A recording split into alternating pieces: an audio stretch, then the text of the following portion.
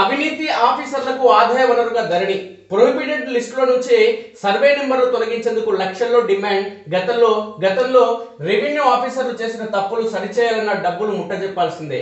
Senior assistant నుంచి ఉన్నతాధికారుల వరకు కాసులు కురిపిస్తున్న TM15 TM33 మ్యాడ్యూళ్లు. గత 7 నెలల్లో ఏసీబీకి చిక్కిన 6 తహసీల్దార్లు. అంటే మొత్తానికి ప్రభుత్వాలు మారినాయి, ముఖ్యమంత్రులు మారినారు, మంత్రులు అంటే సగం మంది వాళ్ళే ఉన్నారు, ఎమ్మెల్యేలు కూడా కొంతమంది వాళ్ళే ఉన్నారు. ఇక్కడ పరిస్థితి ఏం మారలేదు.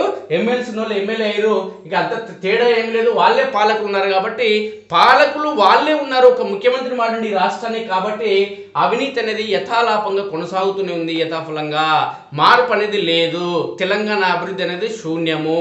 ఇవైనా పనికిమల్ల పథకాలు, ఉచిత పథకాలతో దేశం కానీ రాష్ట్రం కానీ ప్రజలు కానీ అభివృద్ధి చెందరు. ఎందుకంటే ఉచిత ఆర్టీసీ బస్సు ప్రయాణం అనేది తీసుకొచ్చింది. దాని గురించి కాంగ్రెస్ పార్టీ టీఆర్ఎస్ పార్టీకి సంబంధించిన కేటీఆర్ ఏదో ఇష్టానుసారంగా మాట్లాడడం జరిగింది. అది 100% తప్పే కేటీఆర్ మాట్లాడింది.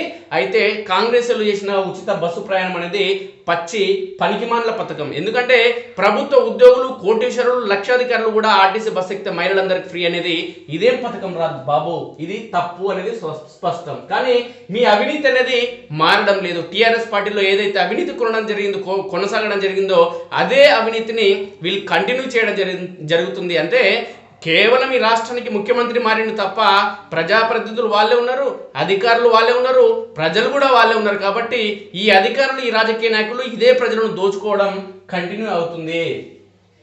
అవినీతికి అలవాటు పడిన ఆఫీసర్లు, రెవెన్యూ సిబ్బందికి ధరణి పోర్టల్ బంగారు బాతుగా మారింది. ధరణి పోర్టల్లోని పొరపాట్లను సరిచేసేందుకు కొందరు ఆఫీసర్లు లక్షల్లో డబ్బులు వసూలు చేస్తున్నారు. వివిధ భూ సమస్యల పరిష్కారానికి పోర్టల్ ద్వారా పెట్టుకున్న అప్లికేషన్లు వారికి కాసులు కురిపిస్తున్నాయి.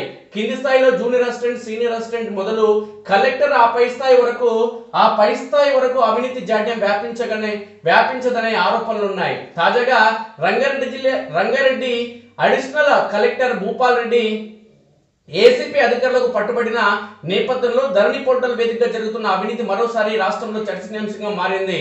ధరణి పోర్టల్లో ప్రధానంగా grievance relating to inclusion in prohibited property list పేరుతో తీసుకొచ్చిన TM15 module, passbook data correction తీసుకొచ్చిన TM33 మాడ్యూల్ ఆఫీసర్లకు ఆదాయ వనరుగా మారిందనే విమర్శలు వినిపిస్తున్నాయి. కాసులు కురిపిస్తున్న TM15 మాడ్యూల్ ధరణి పోర్టల్కు రూపకల్పన చేసినప్పటి రాష్ట్రంలో అసైన్డ్ వర్క్స్, దేవాలయ, ప్రభుత్వ భూముల్లో కలిపి సుమారు 32 లక్షల ఎకరాలు ప్రొహిబిటెడ్ ప్రాపర్టీ జాబితాలో చేర్చారు. ఇందులో అసైన్డ్ ల్యాండ్స్ 22 లక్షల ఎకరాల వరకు ఉన్నాయి. ఇందులో ఫ్రీడమ్ ఫైటర్స్, మాజీ సైనికులకు ఇచ్చిన భూములు కూడా ఉన్నాయి. ఉమ్మడి ఏపీలో హైకోర్టు ఇచ్చిన ఆదేశాల ప్రకారం ఫ్రీడమ్ ఫైటర్స్, మాజీ సైనికులకు ప్రభుత్వం అసైన్ చేసిన భూములను 10 ఏళ్ల తర్వాత నిషిద్ధ జాబితా నుంచి తొలగించాల్సి ఉంది. కానీ ధరణి పోర్టల్లో ఆ భూములను నిషిద్ధ జాబితాలో చేర్చి లాక్ చేశారు. అలాగే వివిధ ప్రాజెక్టులు, కాలువల, రహదారుల కోసం భూసేకరణ చేసిన సందర్భంలో ఒక సర్వే నెంబర్లో కొంత భూమిని సేకరిస్తే మొత్తం సర్వే నెంబర్నే ధరణిలో ప్రొహిబిటెడ్ లిస్టులో చేర్చారు. దీంతో భూసేకరణలో పోగా మిగిలిన పట్టా భూములను వాటి యజమానులు అమ్ముకోలేని దుస్థితి నెలకొంది. అలాగే కొన్ని సర్వే నెంబర్లు రెవెన్యూ అధికారుల పొరపాటు వల్ల ఆ జాబితాలో చేరాయి. ఇలాంటి భూములను ఆ జాబితా నుంచి తొలగించేందుకు ప్రభుత్వం పోర్టల్ ప్రారంభమైన 5 నెలలకే 2021 మార్చిలో TM15 మాడ్యూల్ను అందుబాటులోకి తీసుకొచ్చింది. అప్పటి నుంచి ఆఫీసర్ల దందా షురువైంది. ఈ మాడ్యూల్ కింద సుమారు 4 లక్షల అప్లికేషన్లు వచ్చాయి. నిషేధ జాబితా నుంచి సర్వే నెంబర్లను తొలగించేందుకు ఎకరాకు 10 లక్షల నుంచి కోటి దాకా రేటు కట్టి వసూలు చేస్తున్నారనే ఆరోపణలు ఉన్నాయి. ఇందులో చాలా వరకు జెన్యూన్ ఉన్న సమస్య పరిష్కారం కోసం భూ యజమానులు కూడా ఆఫీసర్లు అడిగినంత గుట్టుగా ముట్ట చెప్తున్నారు. ఎలాగోలా సమస్య పరిష్కారం కావాలనే ఆలోచనతో ఎవరు ఏసీబీని, ఇతర ఆఫీసర్లను ఆశ్రయించడం లేదు.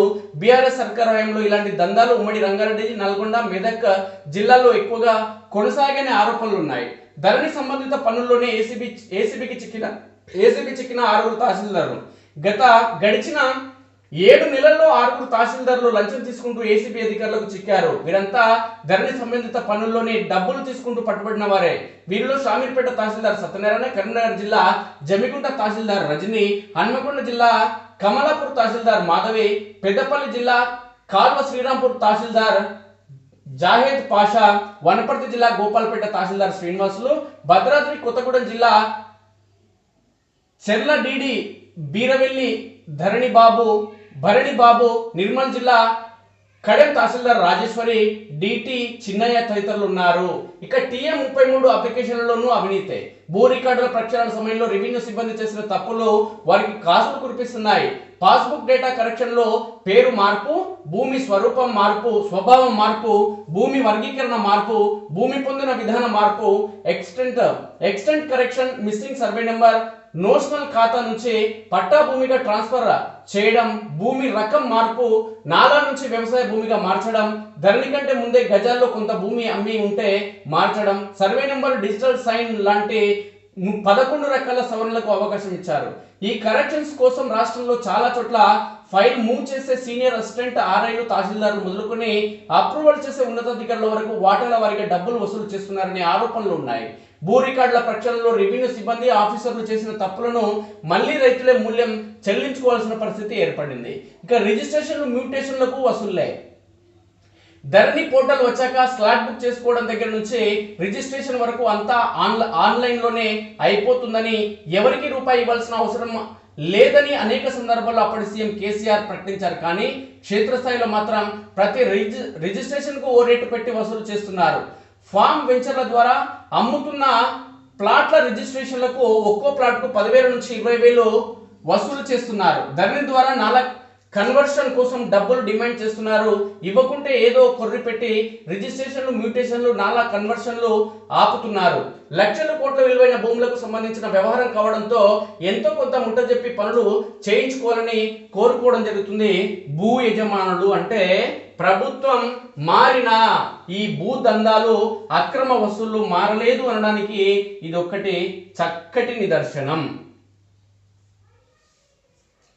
ఇక బాలికపై బస్సులో సామూహిక అత్యాచారం. ఉత్తరాఖండ్లోని డెహ్రాడూన్లో 15 ఏళ్ల బాలికపై సామూహిక అత్యాచారం ఘటన ఆలస్యంగా వెలుగులోకి వచ్చింది. ఉత్తరాఖండ్ రోడ్ వేస్ కు చెందిన బస్సులో డెహ్రాడూన్లోని అంతరాష్ట్ర బస్ టెర్మినల్లో 2 డ్రైవర్లు సహా మరో ముగ్గురు ఆగస్టు 12వ తేదీన బాలికపై అత్యాచారానికి పాల్పడ్డారు. 13వ తేదీ తెల్లవారుజామున బస్సు టెర్మినల్లోని ఓ దుకాణం వద్ద బాలికను గార్డు గుర్తించాడు. వెంటనే చైల్డ్ హెల్ప్ లైన్ కు సమాచారం అందించారు. చైల్డ్ వెల్ఫేర్ కమిటీ సమాచారంతో రంగంలో దిగిన పోలీసులు సీసీ కెమెరాలను పరిశీలించి ఉత్తరాఖండ్ రోడ్ వేస్ బస్సును గుర్తించారు. ఐదుగురిని అరెస్ట్ చేశారు. బాలికకు వైద్య పరీక్షలు నిర్వహించారు. నేరం జరిగిన బస్సు మరో బస్సును దర్యాప్తు కోసం ఫోరెన్సిక్ సైన్స్ ల్యాబొరేటరీకి పంపించారు. మానసికంగా స్థిమితంగా లేని బాలిక సరైన సమాచారం ఇవ్వలేదు. తనది యూపీలోని మొరాదాబాద్ అని తెలిపింది. కుటుంబ సభ్యుల వివరాలను వెల్లడించింది. మొరాదాబాద్ నుంచి ఢిల్లీకి, ఢిల్లీలోని కశ్మీర్ గేట్ నుంచి బస్సులో డెహ్రాడూన్ కు వచ్చానని, అక్కడ 5 వ్యక్తులు తనపై ఒక్కొక్కరికి అత్యాచారానికి పాల్పడ్డారని బాలిక చెప్పిందని డెహ్రాడూన్ ఎస్పీ అజయ్ సింగ్ తెలిపారు. నిందితులని అరెస్ట్ చేసి పోక్సో కేసు నమోదు చేసినట్లు పేర్కొన్నారు.